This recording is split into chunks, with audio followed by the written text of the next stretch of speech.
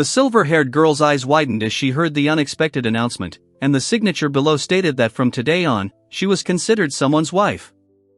The dark-haired young man clenched his fist, mentally noting that the villainess who had found herself in their border family, connected to aristocrats and mercenaries, unexpectedly knew how to do everything.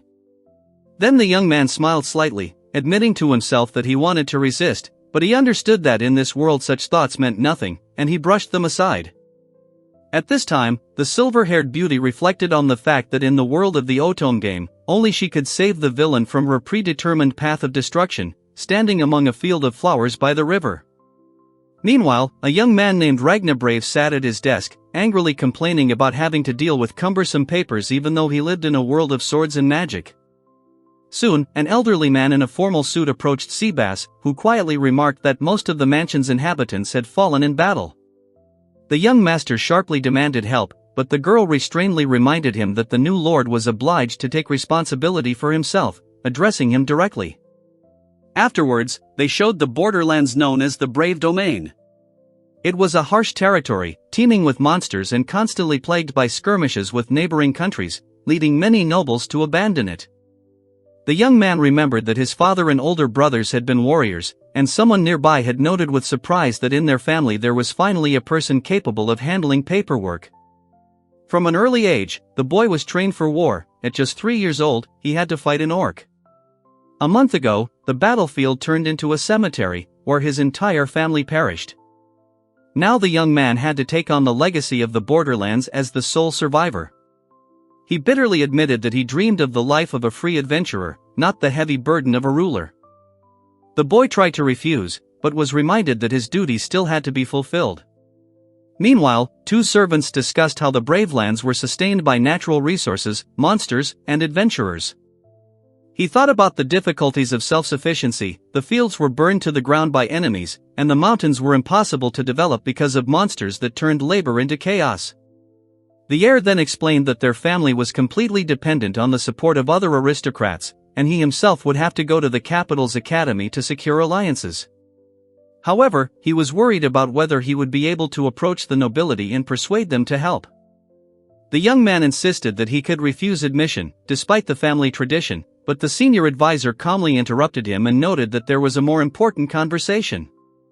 He learned of the sudden marriage proposal and dubiously inquired about the rush. But his interlocutor calmly replied that such matters were commonplace for the lord. A girl nearby recalled that the young man's brothers also had brides, but they hated these lands and never settled here. Moreover, they didn't even come to the funeral and seemed relieved upon learning of his death. The heir considered ending the whole affair, but his companion sharply objected, reminding him that this was unacceptable. Then he anxiously asked if Seabass understood him. The young owner declared that he intended to live away from the capital and manage the lands only during the holidays, but the older man firmly refused, handing him a pen while the young man insisted that he was too busy. He was finally shocked to learn that the proposed marriage was from the Oldwoods, a ducal family that supplied them with weapons and food. The young man recalled his past after the orcs' attack and realized with surprise that he knew this world. He was tormented by the question of why the memory of it had only surfaced now. Then he began to think about reincarnation and tried to remember the name of the game from which the events took place.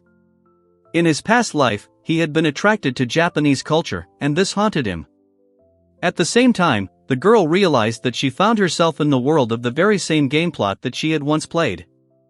After this, the narrative shifted focus to a typical Otome game world, where the main character, from a common family, studied at an academy for nobles and could fall in love with several suitors. Meanwhile, the young man was reading a book about how frequent wars turned the royal capital into a battlefield, and behind him the castle was burning. Then the boy grumbled about the appearance of a girl named Alicia, the prince's villainous fiancée, who kept interfering. Her image flashed on the game screen. Soon, caustic words were heard. A noble girl called the simpleton the worst in character and arrogant, and a group of elegant ladies demanded that the heroine remember her place. Gradually, the main character grew closer to the prince, which led to further attacks from Alicia. The feud between them escalated to a duel for the heir's affections. The result was a crushing defeat for the villainess, as she was immediately deprived of her engagement to the prince right in front of everyone. The girl recalled that Alicia accepted guilt for her actions and was ultimately forced into marriage with a border nobleman. She saw the mansion before her and realized it was her home. At this time, the young man lay face down on the bed and gloomily thought that living together with this aristocrat would be the worst outcome for him. The girl complained furiously about the daily insults, while the man merely bowed silently. Soon, another man informed the serious gentleman that she had arrived, causing concern in the woman who was to accompany her to the academy. The young master approached Seabass and asked why a girl raised for the prince had appeared in their house. The elder replied that it was a way to get rid of inconvenient people and set an example for others. The young man was amazed when someone nearby, pressing his hand to his chest, explained that in the lands of the Braves the mortality rate was extremely high. After the war, the servants worked tirelessly to ensure the survival of the family, and the butler had to remind the young master that he, too, had to do his share of the effort. Two men stood by the stables, one looking anxiously at the road. Soon, a woman rode up to the house, and a polite servant bowed, inviting her inside. She carefully opened the door, her face remained serious and a little tense, but behind this restraint one could see determination. The young man flinched when the older man called him young master and introduced himself as Seabass. The girl with the burn on her face calmly noted his surprise, and he sheepishly suggested they not bring it up if it bothered her. After that, the dark-haired guy smiled softly and said that in the lands of the Braves, such scars are a common occurrence for people. He answered her timid question confidently, adding that the soldiers and adventurers here were always covered in wounds, and Alicia's burn was probably caused by a duel. A long-haired girl held papers in her hands, while whispers echoed around her that her beauty had been ruined and she was doomed to a life of shame. These words evoked obvious disgust and confusion among those gathered. Then one of the men noticed Alicia and expressed surprise that the duke's daughter had neither a maid nor an escort. She politely stated that she intended to leave. After this, the carriage rolled quietly along a forest road. The camera showed the young man's anxious face, and then a woman with a neat bun, walking between two men in formal attire, carrying only a single suitcase without a servant. Soon her gaze dropped downwards, and her expression became reminiscent of a captured soldier of an enemy power, as if she had resigned herself to her fate and lost all hope. The young man was slightly nervous, adjusting his collar and feeling a slight sweat on his temples. He thought that what was happening did not match his expectations, while the butler politely escorted Lady Alicia. The boy expected her to be arrogant, but politely offered to show her to her quarters. She gently asked him to wait, barely touching his hand. Meanwhile, she calmly parried the blow with her hand, standing next to the man, and both looked focused and serious. Then the long-haired girl asked if she was dusty, apologizing for her old clothes. The young man assured her that their home was even more rundown, and the little girl briefly agreed. After this, a sinister creature called the demon bug was shown in the palm of the hand, which was described as a curse born of hatred and doomed to ruin the life of its owner. The young man explained that Alicia had about 100 of these creatures attached to her, reflecting the hostility she felt. Another man remarked that the hatred toward her had accumulated to an extreme. He himself then suffered excruciating pain under the influence of these creatures, and the narrative explained that any ordinary person would have long since lost his mind, but she remained surprisingly calm and unharmed. At the same time, the princess reflected on her upbringing in a noble family and wondered whether challenging a commoner to a duel would really cause such a stir. The young man admitted to himself that he needed to reconsider his views. The story went on to clarify that in the world of an otome game, the role of an antagonist is necessary to add drama to the plot, even if it distorts Alicia's personality. Meanwhile, he thought about their common difficult path, realizing that fate was twisting both of them, and she looked away with a serious expression. Another scene showed a woman with white hair and horns, engulfed in flames. She was described as having made a pact with a demon and been transformed into a monster whose thirst for vengeance devastated the Brave Lands. The young man realized he felt like an outsider in this story and began to worry that all of this would inevitably affect Alicia. He realized the situation was truly becoming dangerous. Then he thought about the fate of his lands, feeling hopeless and believing that both he and Alicia had become victims of circumstances. Despite his doubts, the young man gathered his courage and decided to help her start her life anew and regain her strength and confidence. She, in turn, reflected that if their fate was inevitable, then at least it was worth maintaining a positive attitude. And finally, the two of them stood silently as a huge centipede approached them. The young man then decisively crushed it with his foot, vowing to destroy anything that threatened their lives. The determined girl calmly declared that she was going to resist this world, and then a surprised voice was heard, calling her words into question. Then the young man chuckled and reduced what he had said to trivialities, stretching and promising to try, while she watched nearby with interest. After this, the guy thought that he hadn't received such a carefree smile for a long time, and next to him, a serious girl with a ribbon in her hair silently looked ahead. Meanwhile, the young man passed by a lonely lady standing on a stone path, and the narrative emphasized that something strange was born in her heart that no one around noticed. Soon, the platinum-haired girl quietly repeated her intention to resist this world, and again someone responded in surprise. However, instead of experiencing violent emotions, she simply silently accepted the food and remained locked in the room, without showing irritation or saying bad words about anyone. Then the young man irritably explained that he was busy exterminating demonic beetles, which could be magically sent to distant targets, while leaning against the wall. Soon, the young owner sighed heavily, admitting to Seabass that he couldn't cope with their number, and Seabass calmly noted his difficulties. The boy thought about tracking down the source, but heard a warning that it could destroy the entire house. The girl insisted that it was necessary to deal with Alicia's heart, which was attracting these creatures, but the young man brushed it off, saying that only the brave family knew how to fight, and doubted her capabilities. Then he wondered what it meant to be an ordinary young man, and the elderly servant calmly assured him that everything would work out.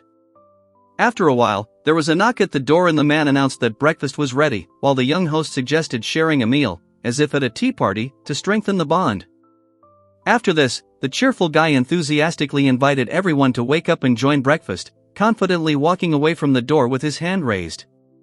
The girl quickly declared that she had not slept for a long time and that the door was about to collapse, while the young man admitted that he was afraid of her desperate act, and a woman nearby calmly assessed the situation.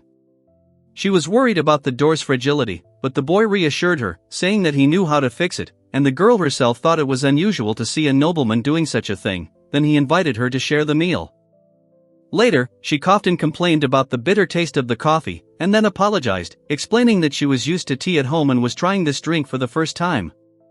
He then explained that the ingredient was too expensive in this world, making it difficult to obtain, and apologized for the lack of tea, but she smiled and suggested adding sugar to soften it. After this, she sipped the sweet drink and admitted that it was already safe to drink, but the young man warned her not to drink it before bed, otherwise she would have insomnia. Meanwhile, he chewed his food with a crunch, and she quietly snacked at a round table where several dishes stood. The girl inquired about his food, and then realized with horror that it might be poisonous. The boy explained that all brave boys were taught to eat monster meat from childhood. He added that early use allows one to get used to the taste, even if it leaves much to be desired, but in wartime it becomes indispensable, while his interlocutor responded quietly to his words. The young man asked why she was trying to do everything herself, and heard the explanation that there were almost no servants left. Most had died in the recent battle, although some could take up arms again. The narrative then shifted to a close-up of a boot firmly landing on the ground, and the girl noted that in the Brave clan, defeat without death was not considered a failure, because the main thing was to stubbornly survive and rise again. After that, he gently touched her head and said that in their house they were not ashamed of scars, but on the contrary, they were proud of them, calling Lady Alicia truly amazing. He then explained that the habit of carefully examining the soldier's wounds had become a habit with him, and he invited her, a little shyly, to walk with him, despite the disorder in the region and its natural beauty. She quietly remarked that human conflicts seemed petty next to the grandeur of nature, and he agreed, adding that it was here that people especially felt their insignificance. Then he firmly decided to set out on a journey, and when the girl asked him to show her these lands, he agreed with a joyful smile. Soon she stubbornly reminded him that she herself had mentioned the hike, even out of breath, and the guy replied that no one had warned her that the path would be so high in the mountains. The narrative clarified that Udana is a vast mountain range near the Brave Holdings, rich in rare plants and minerals not found in the royal capital. She expected to see local goods or crafts, but the young man explained that there was nothing of the sort here. The settlement was harsh and served only as a haven for adventurers hunting monsters. Meanwhile, another man said with a sly smile that Seabass had dealt with those who had bet on his father's death, and this was discussed in a dark room by the armored men, where gambling was the only entertainment. The young owner apologized, calling the story inappropriate for a lady, but she assured him that it was normal and usual for her, and he silently remembered the bitter coffee. After this, he suggested a pause, noticing her efforts to adapt to foreign conditions, and then she, having caught her breath, sincerely praised the taste of the local food. The guy explained that in Udana, due to the altitude and low evaporation, the water retains its pristine purity and is much clearer than any in the capital, and she listened attentively. She fell into thought by the river and admitted to herself that although these lands were harsh, the more you learned about them, the easier it became to live. Next to him, he listened silently to her words. Afterwards, he spoke of the brave clan's teachings to understand enemies and allies in order to survive, and mentioned a similar proverb from a distant world. At dawn, 4 figures stood over a rocky cliff and reflected that everyone chooses their own destiny and fights for their own beliefs. The young man noted that the faces of the peasants here were strikingly different from the bad rumors he had heard before, and the girl quietly confirmed his observation.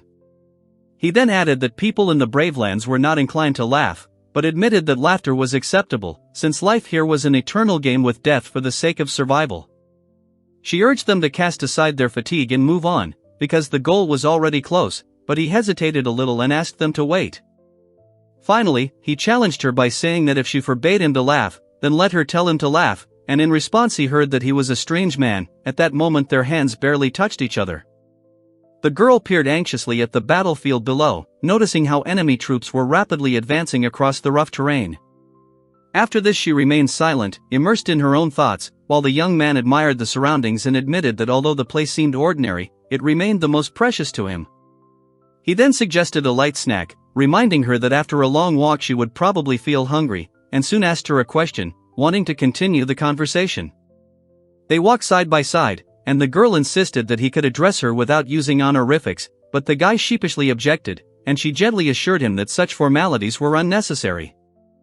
Then she called his name softly, and Ragna, after some hesitation, admitted that her words did indeed make sense. After a while, she stopped at the edge of the cliff and asked him what he would do if he had made a difficult decision and still felt regret, and the young man listened thoughtfully, wondering if time could heal such doubts. Elsewhere, a young man hurried through rocky terrain until he stood frozen in front of the fallen bodies, reflecting on how choosing one side always meant losing the other, and that it was impossible to regain what was lost. He wondered out loud what would be left if there was nothing left, and she, standing with her back to him, silently listened to his words.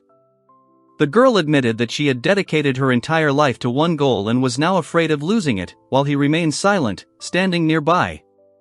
She firmly stated that, as a duchess, she had already died, which was why she found herself in these godforsaken lands. Then the guy wondered if it was really impossible to break off such feelings, and she apologized for the unacceptable remark and bitterly cursed the demonic parasites. At this time, the butler told the young master that he was too clumsy and should learn to face trials fairly, and outside stood Alicia, whose name someone called out in an invisible voice. He then solemnly vowed to always protect her, and they stood face to face against the backdrop of a bright sunset, causing the girl to react with surprise and slight confusion. The young man assured Alicia that although the Duke's daughter was already a thing of the past, she now symbolized the House of Brave, and promised to protect her at any cost, and she admitted that she had rehearsed such pompous speeches.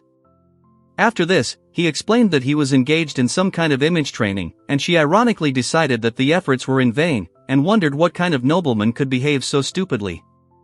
However, the guy was noticeably nervous when she softly admitted that she did not feel any rejection, finding his words simple and understandable, while at the same time she thought that perhaps she had been overcomplicating everything in her head.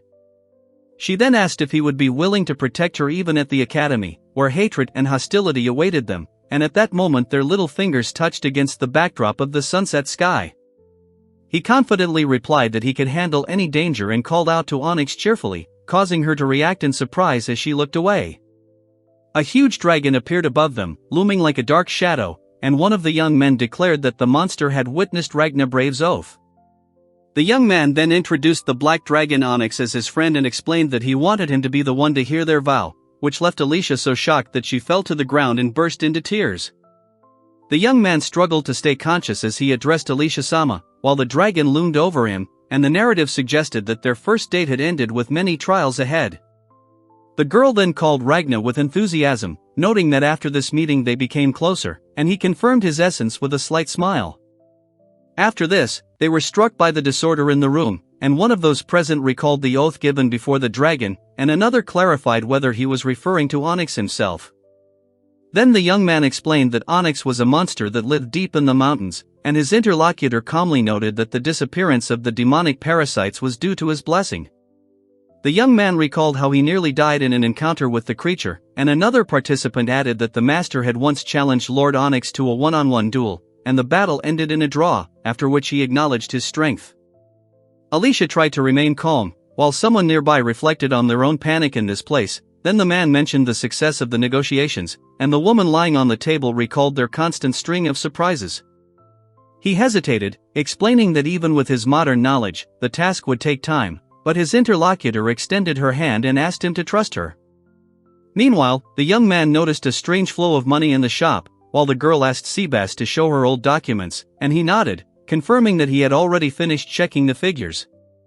After this, she calmly picked up a pen and concentrated on writing, while in the background the woman sighed with relief, assuring that the situation was now basically settled. The dark-haired youth praised his diligent companion, and the butler echoed his words. The maid listened silently while another man remarked that basic education was almost forgotten these days. He noted to himself that without the demonic parasites hanging over her, she could smile like a simple girl, and she looked at him with a soft gaze and a slight blush. Soon, a confident Alicia told Ragna that she intended to help with the cleaning of the mansion, which greatly surprised the maid and servant, who greeted her decision with alarm. Then she calmly explained that she now served the brave household as a simple assistant and wanted to try something she had never done before, and the young master and butler watched this with approval. The man with the mustache declared that he would harden his heart and leave some of the work to the young gentleman, who then remarked that the prices in the gun shop were excessively high, calling his interlocutor a demon. Having taken the documents, the young man came to the conclusion that the newcomers arrived from the capital city and opened a gun shop on the same day that Alicia appeared. The narrative explained that weapons were consumables that rarely yielded much profit, and that true relics could only be obtained in the capital. While the men discussed this royal style of business, one of them asked the owner what he intended to do, adding that they had their eye on Alicia. Later, a young man peeked out cautiously from around a corner in the village at night, then stepped out of the shadows and said decisively that he was going to tear it out by the roots. He asked where the information had come from, and the older man warned him to be careful, mentioning that, according to the adventurer, there were skilled warriors nearby. The angry interlocutor then explained that he had attempted to steal something valuable out of irritation with their arrogant trading methods, but had ended up losing his right hand without even noticing the blade's movement. The young man stood by the stone building, thinking about how the local adventurers were capable of cutting off limbs without drawing a sword. The robed figure raised his staff and began to explain that the entire world was permeated with magical energy, and those who could control it were called sorcerers. Then they showed a young man who said that during the war, those who suffered the most were those who encountered enemy mages, and Alicia was among their targets. The man then kicked the door down hard, startling the three people inside. They didn't recognize him at first, but soon realized it was Ragna Brave standing before them and demanded to know why he had come. Then the dark-haired youth calmly accused them of sneaking around their territory, and added that he would not act harshly if he heard a convincing explanation. A tense group of armed men surrounded the young man, and he, keeping his cool, concluded that they were preparing to engage in battle right in front of the master. One of the men with a sword hastened to declare that he had not touched the young man, while the other suggested that they remove the witness quietly, so that they would not be caught with weapons in their hands. 3 fighters surrounded the calm guy, declaring that he had come alone in vain, and prepared to attack. At that very moment, the young man easily dodged the blow and called his opponent weak, after which he forcefully threw him to the ground. He then noticed 2 people unconscious on the floor, and a hooded figure emerged from the shadows, clapping its hands and admiring his strength, reminding him that he was only 15 years old. The hooded stranger politely asked permission to ask a question, while the young man thought about Lady Alicia's condition. The ominous silhouette mockingly declared that the girl was already succumbing to the influence of their gift, and behind him a monster with long hair and insect-like eyes grew. The man then furiously attacked the shrouded woman, accusing her of sending demonic parasites again and again, and she only grimaced when he promised to teach her a lesson. The woman still objected that all the inhabitants of the estate loved her and she lived there happily, but suddenly the attacker struck with a powerful mantis technique, laughing as he rushed forward. The attacker was stunned and could not believe that Lady Alicia was actually capable of living freely and smiling. The determined young man declared that he had been conveying his feelings to her every day and had no intention of letting her go, while the other one immediately decided to check everything out, and a fierce battle broke out between them.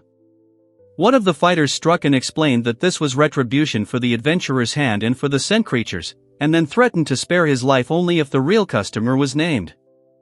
After this, the other man admitted that the Duke's line was dangerous and quickly attacked, adding that he was doing this out of revenge for the suffering he had caused Alicia. The young man calmly told Seabass that he himself was cursed and asked him to deal with the consequences, to which the butler agreed without hesitation. The young master then inquired whether it would be possible to arrange for her to live with him at the academy under the same roof, but the older servant misinterpreted this and thought of an inheritance, which the young man immediately denied. After clarifying that it was merely a matter of protection, the older man nodded in agreement. Later, the young man walked through the quiet village at night and wondered when his heart had stopped feeling anything, wondering if he would be able to find his place in the academy after avenging his father. The girl studied the records about the academy and wondered if this information was enough, and then decided to warn Ragna before dusk completely covered the building. Meanwhile, Alicia tended the garden alone and lamented that she wouldn't have time to harvest the daikon before leaving for the capital tomorrow, while those around her watched her efforts in amazement. Inside the house, one woman was sweeping the floor, others were cleaning and cooking, while the man and his companion quietly sipped tea.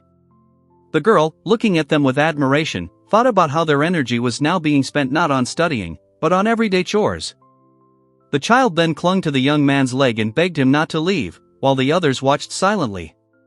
The maids and the two men discussed the need for the heir to attend the academy, while Lady Alicia could very well remain at the estate, demonstrating the difference in their status. Maria said that the vegetables would be delivered to the academy when they were ripe, but the girl stubbornly insisted that they should all be eaten together right there on the estate. Soon the maid handed over the collar and explained that it was used to punish the heir for his antics, which left the girl surprised and embarrassed, not knowing how to react. As the carriage wheels rumbled along the road, someone warned the young man to beware of colds and to eat vegetables, while another added that if anything happened to Alicia, he would have to wash the floors as punishment. Then Alicia noticed that Ragna was genuinely loved by everyone around her, and admitted that she was a little jealous of this, while the blonde next to her smiled softly and laughed quietly. The young man awkwardly admitted that this was his first time traveling outside his land, and his elderly companion listened attentively to his confession. On the way, the young man chatted cheerfully with the girl and two men who were bandaging his injured leg, while the woman watched from the side. Afterward, he quietly announced his departure, and the carriage was already waiting for him at the entrance. The travelers approached a rise, and one of the men pointed to the capital in the distance. The serious young man listened attentively, and then Alicia admitted that her request sounded pathetic, but she still dared to voice it. She asked to be shown how to buy a ticket at the station, and then timidly added that she wanted to learn how to use the train. After this, the girl confidently said that she would take care of Ragna's first appearance in public herself, and he, embarrassed, asked her to at least not laugh. Lieselot smiled softly and jokingly suggested putting on a collar so as not to get lost in the crowded capital, but Julian refused and asked what kind of performance they were putting on. The city of Ether appeared as a majestic capital with a population of over 1 million people, protected by a barrier that, according to legend, was created by an ancient sage. The young man remarked that there were almost no monsters and no wars here, which is why everyone flocked to this place, and Alicia replied that compared to their home, it seemed cramped. The girl clarified that there were separate dormitories for boys and girls on the academy's grounds, and her companion was eagerly awaiting the opportunity to see them. But soon they found themselves in front of a dilapidated building, and the two gazed at it in silence. The boy exclaimed in shock when he saw the conditions they would have to live in, and couldn't believe they would accommodate both sexes. Later, the girl showed Ragna a letter that spoke of a distant place outside the school, and he wondered out loud what it could mean.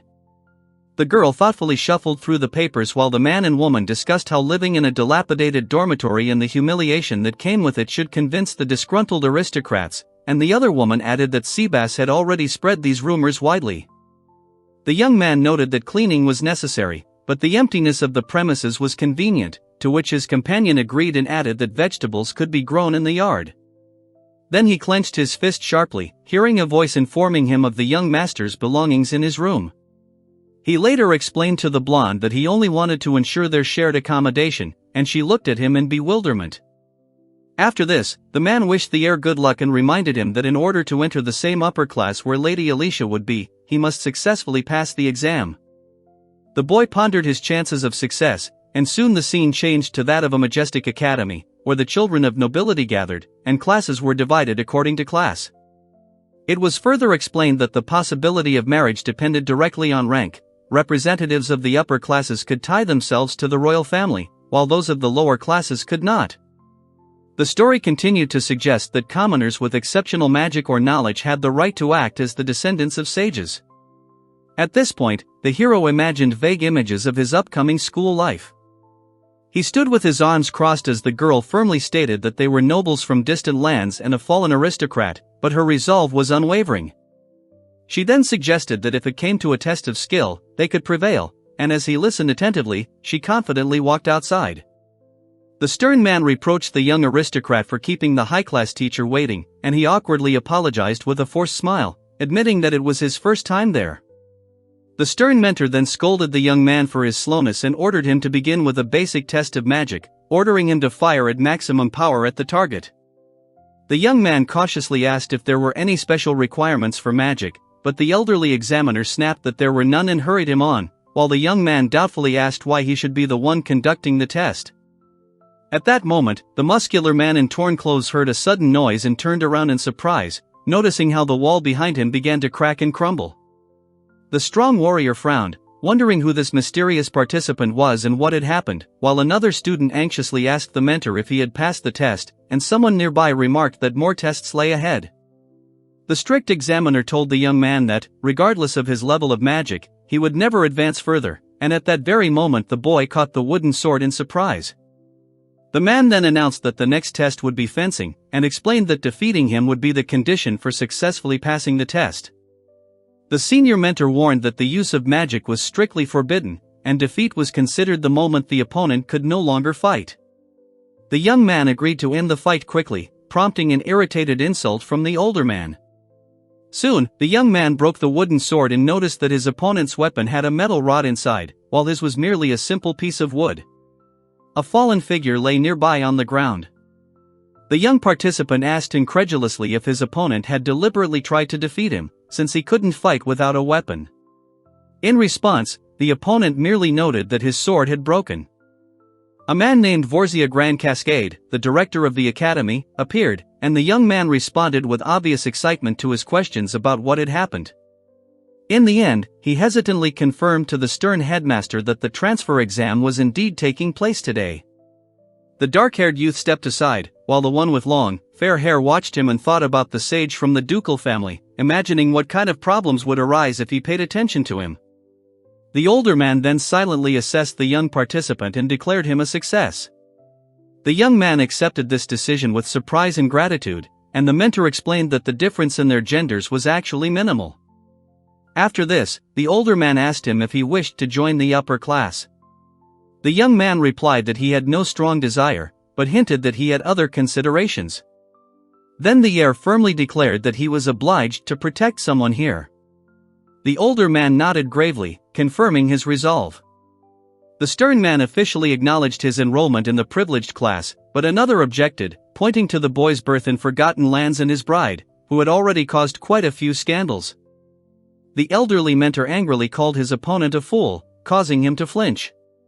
He then demanded the young man identify himself. The heir admitted he was only a teacher and quickly apologized. Afterwards, the young man was reminded that he needed to maintain proper relations, as a special permit had allowed him to use the dormitory. At that moment, a voice called out the name Ragna Brave. Then the boy thought about how the main character had once been helped to rise to a new level, and in the background, an elderly mentor and a woman were already announcing their return home. The girl ran up to Ragna, worried, and asked if everything was okay and if anyone had said anything strange to him. He, with a strained smile, assured her that he was fine. He soon proudly announced his success, noting that the test had been challenging, but his efforts had been rewarded. His companion, however, asked in surprise what exactly had happened. He pondered for a while about the mysterious magic-related illness she had mentioned, and finally asked her directly for details. The boy then remarked that he'd mastered all the basic spells, but found it difficult to explain them fully. The girl listened silently, holding a round object in her hands, as he began to describe his most powerful ability. Finally, she awkwardly suggested dinner, emphasizing that they needed to be well-fed, as they had a lot of work to do at the academy the next day. The young man then asked her to warn him about unpleasant people in advance, but she reminded him that violence was strictly prohibited. After that, Alicia admitted that she didn't pay attention to other people's words, because he was there.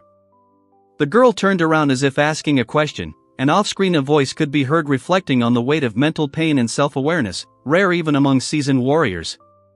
She then pointed to the scar on Ragna's face from the duel, while passers-by whispered about the man next to her. The young man calmly asked her to maintain peace, despite his doubts about the future of Alice's wedding. At this time, another young man with short hair was thinking about making the girl his concubine because of her fallen position, and his face became tense and serious. Alicia stopped Ragna abruptly, but he only responded with a careless sound, while panic arose around him because someone had suddenly lost consciousness. The young man admitted he'd only released a slight burst of murderous intent. The other wondered if the protagonist could awaken as a saint and doubted the strength of the people from the mainland. An image of a beautiful girl, reminiscent of the clear blue sky, came to mind, and then he realized that the real problem lay in Mariana Ocean, saying the name with a serious expression. She explained that most often the sage used magic without any element, and to master it, it was necessary to reach the pinnacle of the art of emptiness. Then the girl with glasses praised the young man for the correct answer to the tricky question and called him the sage's student, while another student nearby only smiled confidently. At that moment, one of the girls realized she was the heroine of an otome game, noticed a crack in her glasses, and regretted not choosing a closer seat. A man nearby noted her polite refusals and constant movement. After this, the neighbor offered to change places, but the heroine awkwardly declined, assuring that she could manage on her own, thanked her, and sighed with slight sadness. Soon, the stern teacher announced that Mariana Ocean would be sitting at the front of the room. The girl, flustered, began apologizing, while the young man quietly thought about Alicia. On a free day, one of his acquaintances asked him who he had fought, but the guy evasively replied that it was better not to touch the past, calling those who delved into it useless. At that moment, he swung his hand sharply, and a resounding thud echoed through the hall. The girl only looked calmly up at the ceiling, where a gaping hole lay. She screamed when a section of the ceiling collapsed nearby, then explained it was a hidden barrier. The young man noted the serious damage and said he would fix it later. Then he explained that he used a transparent shield with a sacred attribute, similar to the protective dome around the capital. The girl listened attentively and asked if he could cast spells without incantations, to which he confirmed that it was very convenient. He then explained that most people think of barriers as simple walls, and showed a glowing rectangular outline as an example. The girl was surprised to hear that even without a silent spell, he could make the form flexible, demonstrating this while pouring tea. She watched in amazement as a floating cup appeared before her, and the young man explained the difference between normal barriers and those used in the royal capital. Then Lizelot thoughtfully noted that magic could allow one to choose what exactly could pass through the barrier, looking at the diagram with a person passing through the barrier. In response, he explained that advanced shields can indeed be customized, deciding what to allow in and what not. The girl added that not everything can be separated, reminding him of the sugar in his coffee. Afterwards, they discussed Alicia's coffee bean supply running low. She then sheepishly asked if he wanted to go out later. They were leisurely walking down a quiet street when the young man mentioned he knew a place with excellent coffee. The girl wondered how he'd gotten such connections in such a situation. She recalled how a man approached her at lunch in the library one day, and they became friends over coffee. That's when she was told about this place. Soon they arrived at a specialty coffee shop called Ocean. The young man wondered with disbelief if this was really the same establishment, and the door gave a melodic chime. Inside, the girl with glasses initially mistook him for Alicia, but the dark-haired guy assured Mariana that he was nearby, explaining that he had simply lingered at the entrance, which caused slight confusion. Another girl appeared on the stairs and introduced herself as Ragna. The guy below remarked that she clearly liked coffee too much, and she shyly responded with a modest greeting. The young man then asked the girl if they were in the same class, to which she replied that they had never spoken before. Meanwhile, the bespectacled girl silently watched the proceedings. After this, the same owner of glasses awkwardly apologized, expressing bewilderment that a representative of a noble family was among them, and anxiously asked why Alicia was next to him. The girl timidly asked whether she was facing execution, but the man hastened to reassure her. Meanwhile, another woman bowed low, apologizing for not recognizing his noble status. Later, in a quiet cafe, the girl with glasses regretted her outburst and apologized again. However, the other woman assured Alicia it wasn't her fault and took responsibility for speaking up first. Meanwhile, the girl with glasses pensively sipped her coffee, recalling how she had once mistaken Alicia for a commoner similar to herself. At the same time, Alicia stood nearby by the library shelves. The young man then noted to himself that in this world, coffee was considered a drink for commoners, though he enjoyed it. The girl, however, suggested that the sage would have 2 disciples this year, which made him wonder if there was anyone else he didn't know about. Afterwards, she asked if he realized the uproar his actions had caused. He confirmed he hadn't, and she questioned why Alicia had acted alone and why he hadn't heard anything about the controversy surrounding the decision. The girl with the glasses soon realized they weren't in the capital at all. Then the other girl explained that she'd mistakenly boarded the wrong carriage, the one taking them to the academy. The young man began to wonder why the carriage had gone elsewhere on such an important day, wondering if it was a coincidence. She listened attentively, and the girl behind the counter added that, despite his reputation as a magical genius, he seemed a little absent-minded. After this, the girl with glasses confidently admitted that she was good at magic, but useless at everything else. The young man responded by cautiously inquiring about her parents. Then she told him with quiet sadness that she had lost them a year ago due to illness, and the young man quickly apologized to his neighbor for his carelessness. Soon Maria politely offered coffee, reminding them that it was she who had invited them, although she had not yet served anything. Lieselot then admired Mariana's work, emphasizing that her approach was very different from Ragna's. He agreed, and Mariana smiled shyly in response. Then the older man remarked on the bitterness of the coffee brewed from the same beans. 2 maids asked if this was a metaphor for the young master's life, and the girl assured Mariana it was just a joke. The young man then unexpectedly declared that he would call her his mentor, causing her surprise.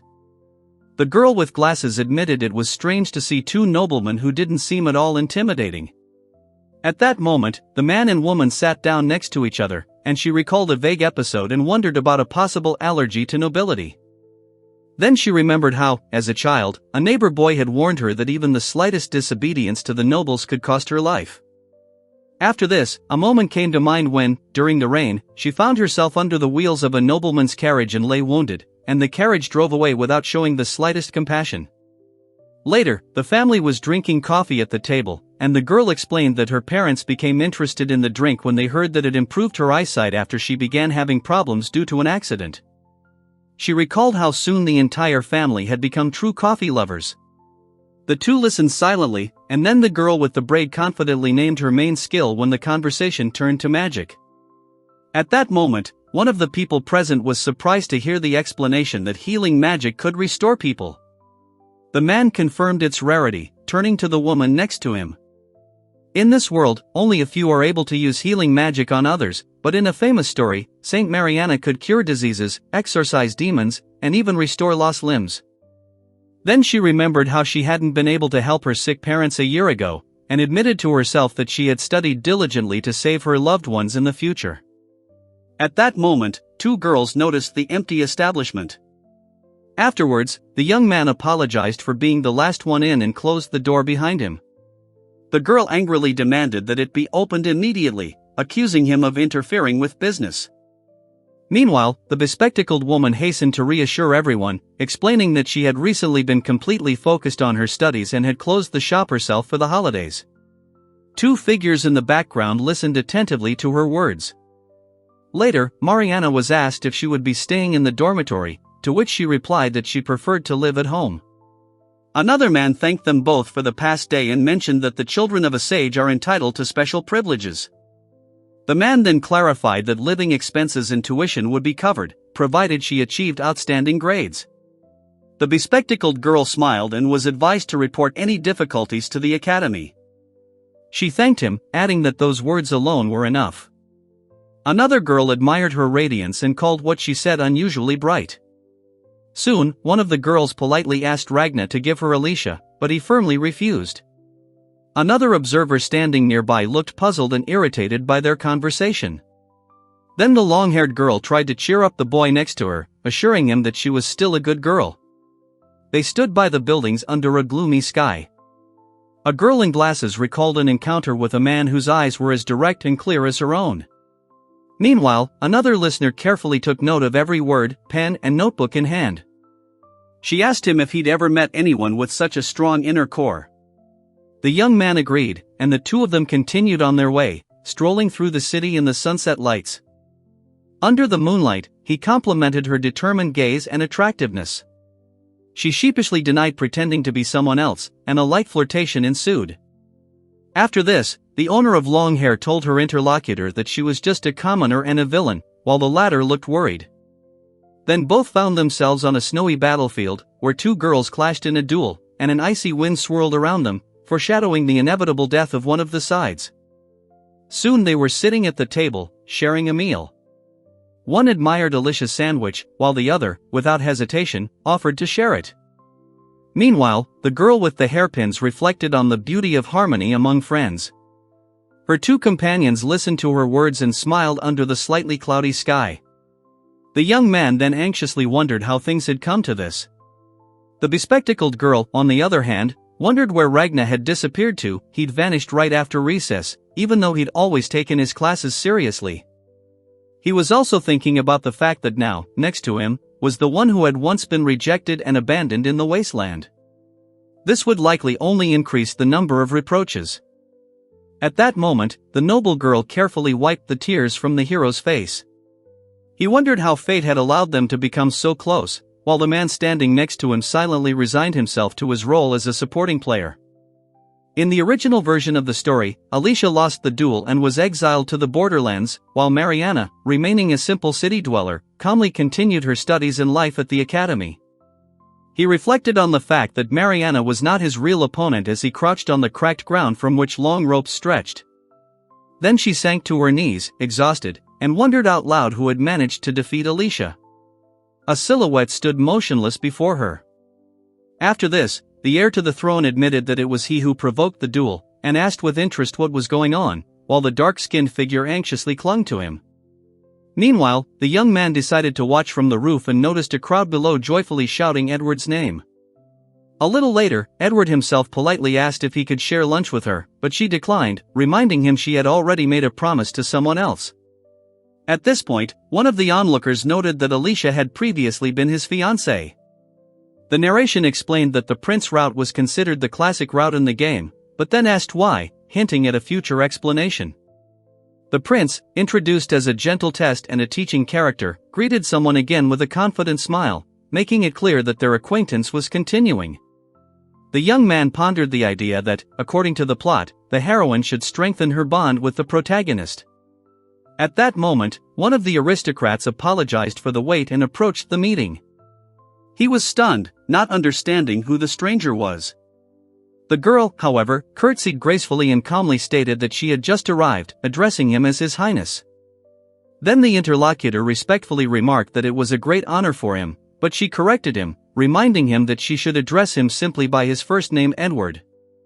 She remembered how he called her by name during their first meeting within the city walls, even before entering the academy, and the young man himself looked at her with a serious gaze.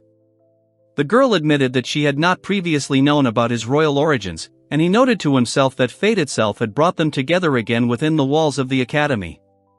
For a moment she hesitated, embarrassed, but soon he gently asked her to call him by his first name rather than by his title, and at the same time he smiled with genuine warmth. Then the blushing girl barely audibly said Edward's name, clasping her hands in front of her face, while flower petals fell around her. At that moment, the young man realized with surprise that there was no character named Patricia in the game at all, and the girl herself wondered if she had taken Mariana's place.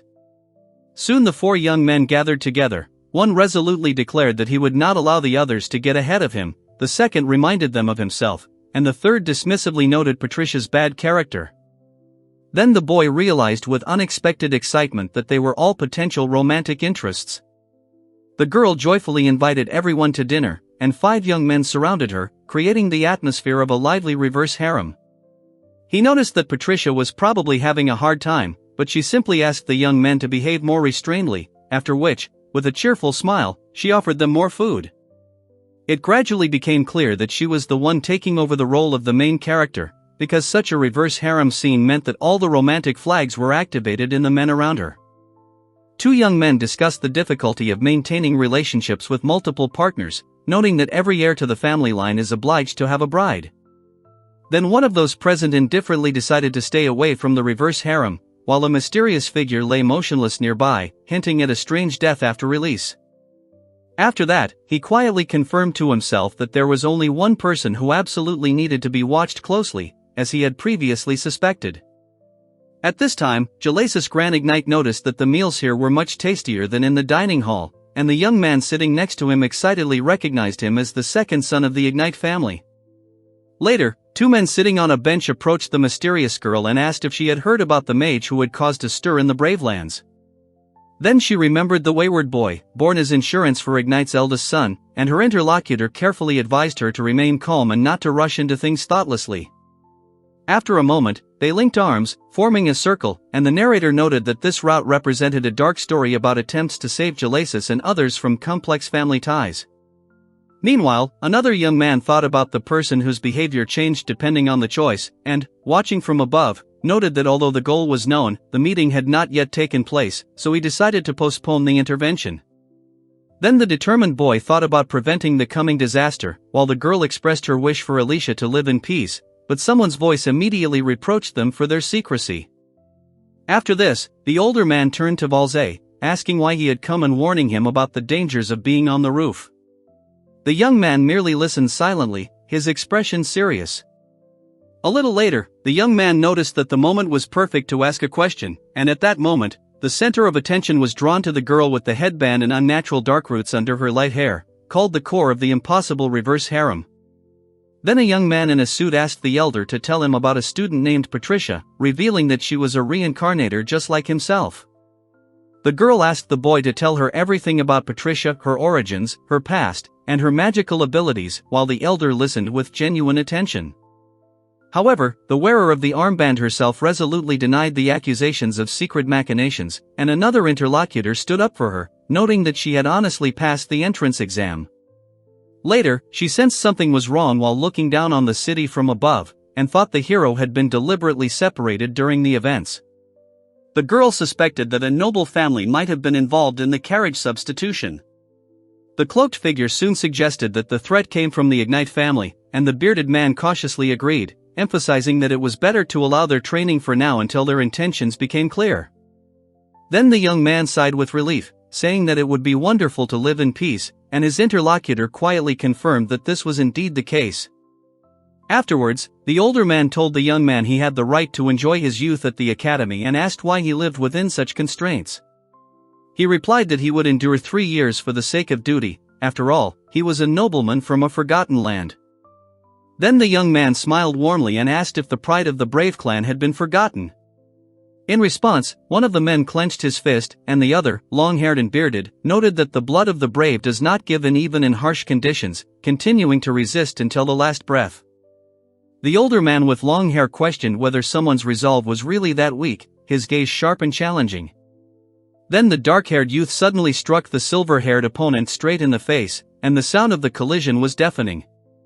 After this, a powerful force burst through the wall, and the figure with long hair stood still while those around reacted in fear to the rumble of the earth and the chaos that erupted.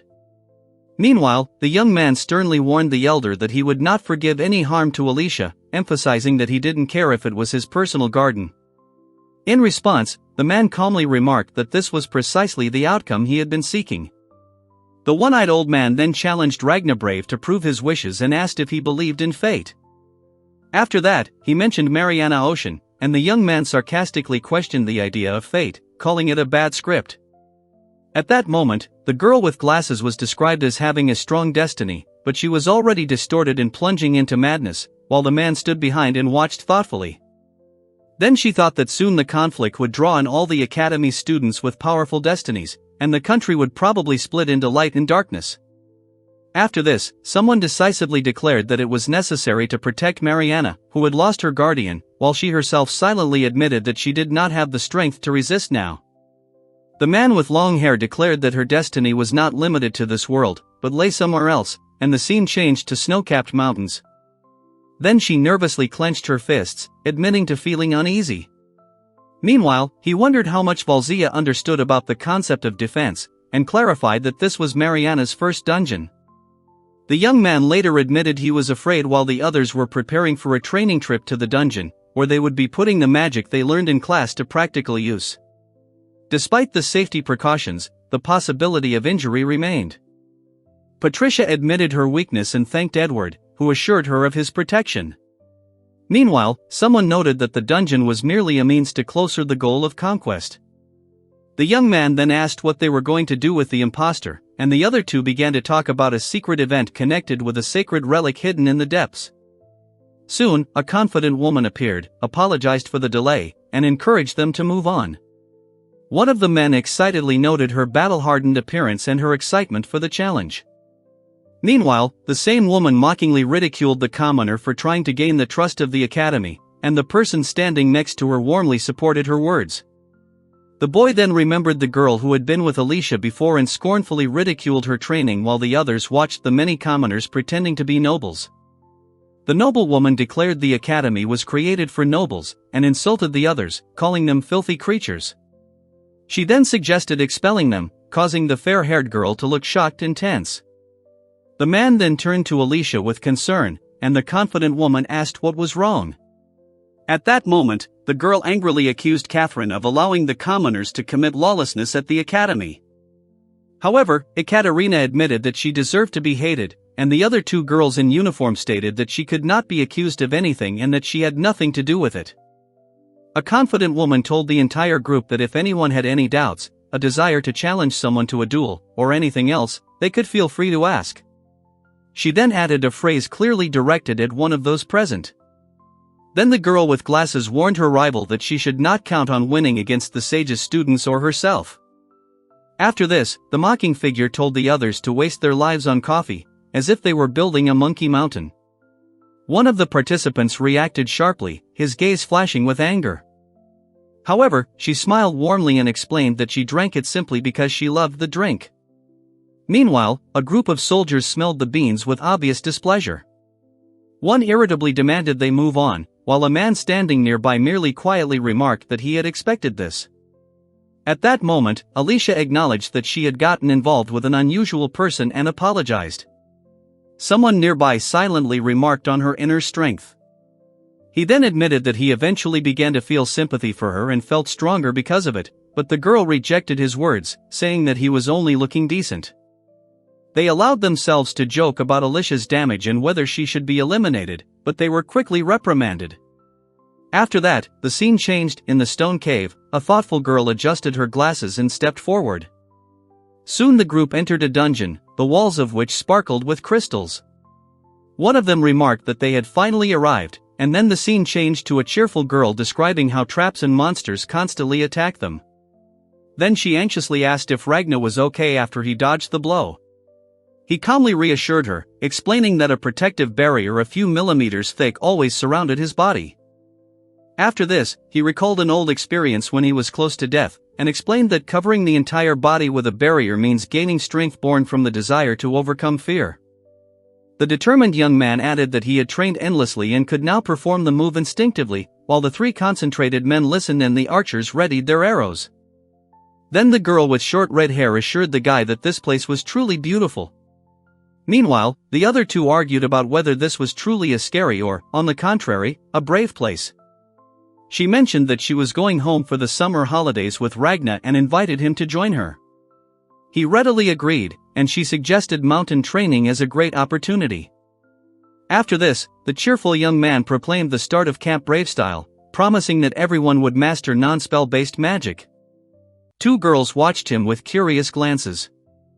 In response, one of them happily declared that she was happy to be learning, while the other assured her not to worry and took responsibility. Then she pondered the strange nature of what was happening. They then wondered why the monsters in the dungeon were disappearing without leaving bodies. The girl explained that this place was created by ancient sages and held many secrets, and then suggested removing some soil from the wall to find the answer. At that moment, the girl suddenly created a powerful magic circle, which startled two observers, who asked if she had committed a mad act. Then one of them called out to Mariana, and the man wondered aloud what lay beyond this step. Mariana herself looked tense and focused. Finally, they entered ancient ruins, immersed in darkness. Ruined columns towered around them, and someone asked what this place was, while another carried two unconscious comrades in his arms. The boy remarked that the landscape seemed familiar and assumed they were on the very bottom level. The girl reacted with surprise, and he wondered about the possibility of a teleportation trap while she admired the majestic wall. Then Maria snatched the pickaxe from her friend and warned her that personal safety was her primary concern. She jokingly added that if she died here, she'd never get a chance to drink coffee again. Soon Lieselot pulled out a mug and poured coffee, offering it to her. Eleanor asked in amazement where she got such a supply and why she even carried it around. After this, Lieselot explained that it was always important to take food with you into the dungeon.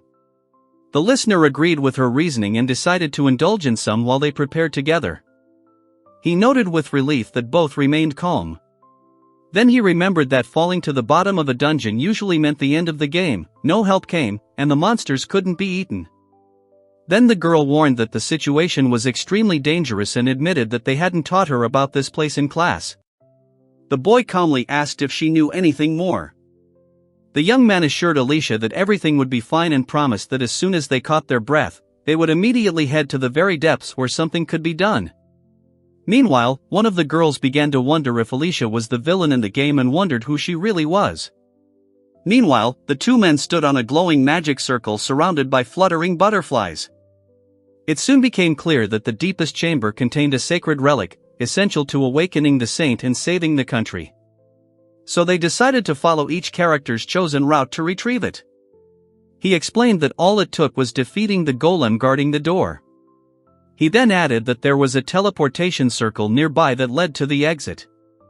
The young man clarified that defeating the guardian of the deepest level would allow him to return. Two women listened dubiously, and the third pointed out how difficult this task would be. The girl joyfully spotted a possible exit, while the young man noted the absence of a golem in front of the door. His armored companion watched everything with keen interest. Soon, Mariana stood resolutely before the enormous and ominous creature. The man next to her screamed her name in horror. Both felt a colossal magical energy, reminiscent of the sun itself, and began to wonder whether it belonged to a dragon, Fenrir, or some other entity.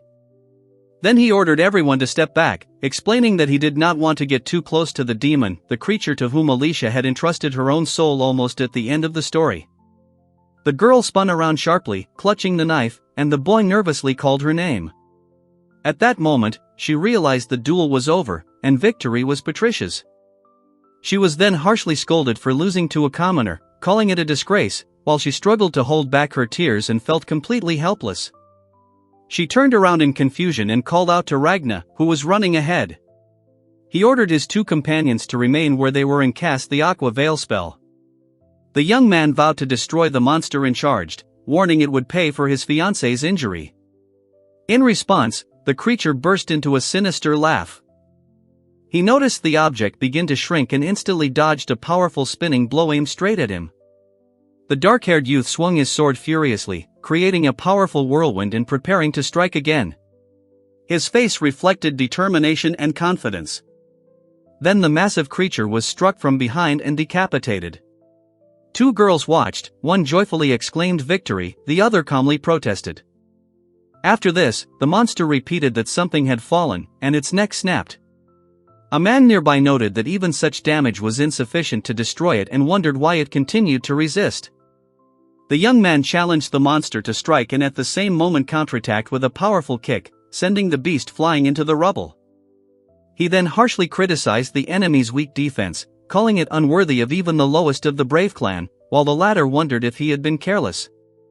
At that moment, two girls shouted Ragna's name, and the sharp-toothed monster growled in confusion and ordered the fire. The boy watched silently from the side.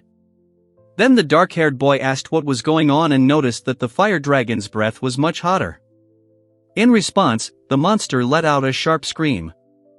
The man asked who was hiding inside, wanting information. The woman explained that demons have no physical form and that only the person who made the deal can fulfill their wishes. The glove then extended toward the glowing magical aura. The man dared to touch it to determine the source of the power. Soon, the powerful creature screamed in pain as the man jumped onto its shoulder. He urgently announced that the monster had begun the process of self-destruction. Meanwhile, two armored warriors struggled to stay in place as the ground beneath them erupted violently. One of them cried out that he could no longer hold on. The young man slammed the ground hard, causing a devastating shockwave. The two girls behind him shielded themselves from the flying debris and barely managed to stay on their feet. The man knelt down and asked himself with frustration who had been overseeing all of this. Two women rushed to check on Ragna. One noticed the burn he had underestimated, while the other assured him she would keep her promise and protect him. Then he saw that Alicia had come to her senses, and felt a sense of relief. She thanked him with a soft, thoughtful look. Afterwards, the girl asked him what was wrong, noticing him standing there with his back turned.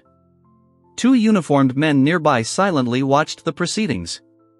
The boy explained that during the fight he'd noticed a teleportation circle. He believed it would allow them to escape to the surface, and this news surprised his companion. Then the determined young man sensed a powerful magical force and promised to find its source. The chaotic atmosphere of the dungeon hinted at a mortal battle to come. In the opulent hall, a young man coughed faintly, flames flickering around him. He complained about the filth and chaos that reigned after his training in the dungeon. The girl coldly called Jalasis pathetic and asked if he had retrieved the sacred artifact. In response, he nervously muttered Patricia's name. Then the angry girl slapped the young man and called him an idiot. He quietly apologized, but was immediately reprimanded for failing even under the demon's power. The young man explained that Ragna Brave had interrupted him, while the other thought that this stubborn ruler of the borderlands would sooner or later disappear into thin air. The woman merely waved him off dismissively. She then blamed him for the failure and regretted that her plan to turn Alicia into a villain had crumbled to dust. Afterwards, she announced that Edward's path was no longer accessible, adding that her former allies had proven useless, despite their family's blackmail. At that moment, another noticed Patricia's blood and offered to heal her. The girl sharply ordered him to take off his clothes, not accepting any objections, and soon the scene changed to a luxurious room, where she clarified where exactly he received the wound. The man awkwardly touched his neck as he handed over the item, and the determined girl pondered how this fellow reincarnator had been decapitated with one blow and how he had dared to do such a thing. They then discussed how his self-destruction had affected his entire body and wondered what would come next, comparing his circumstances to her own. The girl praised the young man for his impressive victory and effort, gently touching his head. He thanked her shyly, and she smiled warmly, calling him by name and hugging him. After that, the other one hugged her younger brother, calling him a crybaby and a winner, remembering that from birth he carried a demon inside him, just like her. She gently told the boy that for now he could consider her his big sister. He nervously grabbed her sleeve and called her just that. Then she consoled him, and he admitted that he could not defeat a strong opponent, expressing despair and doubts in his own strength. Lieselot coldly remarked that the child had always been a crybaby and asked what he was trying to achieve as he knelt before her in the richly decorated hall. At this time, the young man was anxiously holding his head, and the calm long-haired girl quietly admitted that she wanted to get Alicia. Then another one, with a fiery gaze, declared his desire to possess the girl even at the cost of destruction and decided to chain her forever, if only they would be together. He hesitated, but she reminded him that to possess her, he must first destroy the man to whom she belonged. Afterward, she encouraged him, urging him to believe in himself and continue on his journey. He then promised to try his best and win next time, and at that very moment he felt a flow of magic around him, while she watched silently with a thoughtful look. Soon the short-haired boy told Jalasis that the outcome had already been decided, looking at him with a calm gaze. The girl jokingly mentioned that she had been hugged and kissed by a sweet girl, while the young man next to her only listened silently, nervously sweating. She insisted it counted as a victory, but he doubted it. Then they looked at the school building, and someone remarked that the reckless students lived for scenes like this and suggested they go back. At that moment, Ragnavel Brave's name was mentioned, and a long-haired girl approached the window, questioning his purpose and warning him that she would not spare him if he interfered. Finally, the determined girl with a ribbon in her hair silently vowed to carve her will into fate itself and into the world. The girl looked surprised and slightly embarrassed, wondering if the secret conversation between her friends was about the details of the date. Then two schoolgirls in uniform sat on a bench, one quickly denied what had been said, and the other asked about the walk around the city that night. At this point, the young man regretted missing the chance to intervene, guessing they might have been talking about a date. Later, the girl and the boy tried a fried street food treat together for the first time. After this, the young man noted that the guy seemed somewhat naive and unaccustomed to ordinary life, since just recently he couldn't even board a train on his own. Then he thought that she had figured him out, calling him hopeless in everything except fighting, and the girl herself reflected that despite her first impressions, he remained a mysterious person. Soon he admitted to himself, with surprise and embarrassment, that she looked cute, while his interlocutor herself calmly added that at that moment it was he who seemed cute. Later, one recalled how he took the initiative and held the boy's hand himself, showing him the capital, while a woman walked alongside him, wondering if it was Alicia who was accompanying him. The girl reacted with disbelief to the idea that Ragna's ideal date plan was determined by a roll of the dice, while he carried his companion in his arms through the burning city. During their first date, he pointed out the dragon breath burns on the stone, calling them the marks of a drunken monster, and she silently tossed her hair over her shoulder while another asked if he wanted to take the initiative. Meanwhile, two girls in uniform were discussing the end of their lunch break. One expressed a desire to be on par with a certain person, and the other silently listened to her confession. After this, the young man quietly thanked him for the food, and the woman sitting behind him on the bench admiringly noted that Ragna looked incredibly cute.